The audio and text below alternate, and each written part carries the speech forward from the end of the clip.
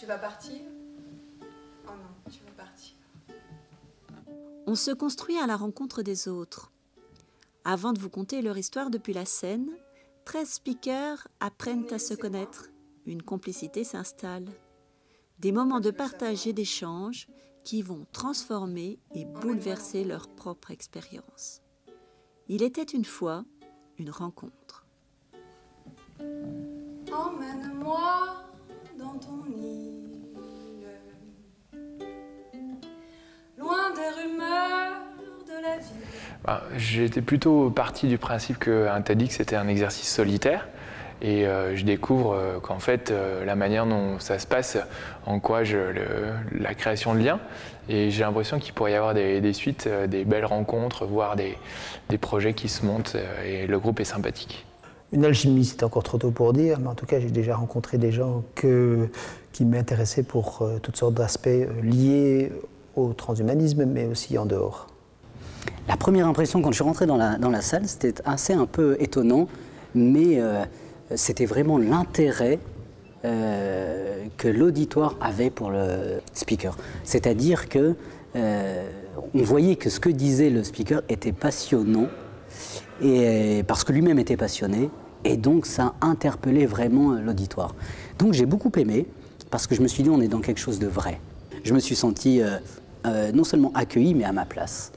J'avais l'impression d'être tout de suite très bien intégré, c'était une ambiance très amicale, on se tutoie. Il n'empêche que c'est très rare de pouvoir discuter de sujets aussi variés que le transhumanisme, le réchauffement climatique, ce qu'est le bonheur. Où trouver des spécialistes, où trouver des personnes qui s'intéressent à cela? C'est extrêmement rare. Là, on les a rassemblés. Donc c'est une expérience assez intéressante de ce point de vue-là. Très vite, on a eu l'impression de se connaître finalement depuis un certain temps. Dans les débats, dans les échanges, dans l'interaction humaine.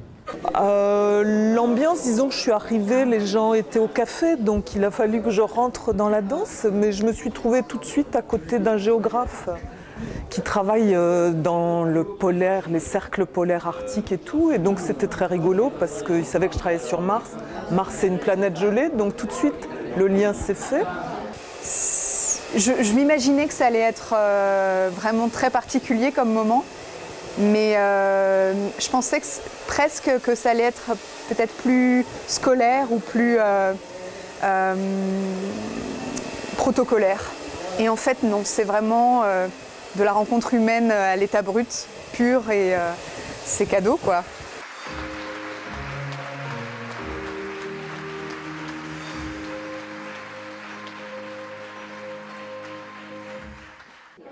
J'ai ce sentiment d'être honorée, de faire partie de ce panel des speakers. Je me dis, mais mon Dieu, je suis là parmi eux parce que c'est vraiment des personnes qui ont des parcours extraordinaires. C'est vraiment des rencontres et j'espère que c'est des rencontres et des amitiés qui se lient et qui vont se poursuivre voilà, sur la durée. J'espère certainement. Alors, ce TEDx était extraordinaire. C'est un des rôles de non seulement faire rêver les gens, I had a dream, mais aller plus loin, I have to go further, to do, je dois faire quelque chose de plus, je dois aller plus loin. C'est ça le message. Ce qui est très, très touchant et même plus que ça, c'est de voir à quel point il y a des ponts qui se tissent entre les différentes interventions. Aussi avec les personnes qui viennent nous parler après, qui font eux-mêmes des liens, qui citent plusieurs speakers, qui font comme s'ils avaient vu quelque chose de très cohérent, ce qui est complètement incroyable. Depuis hier, nous parlions de nos vies professionnelles. Au déjeuner, nous avons parlé de nos vies privées. Et il y a eu vraiment un changement, et un beau changement. En fait, nous sommes passés, je dirais, de la connaissance professionnelle à la connaissance amicale. Et je suis intimement convaincu que les rencontres que nous avons faites entre speakers vont se perdurer dans le temps et devenir de véritables amitiés. En fait, de manière très inattendue, dans nos échanges, il y a des choses qui se retrouvent sur le sens de la vie, sur les relations entre les gens. Donc ça, c'est ma première inspiration. Et puis, la dernière chose qui m'a donné la pêche, c'est de me dire qu'il y a quelques personnes que j'ai envie de revoir. Et je me prends à croire que peut-être on pourrait devenir amis si la vie le veut.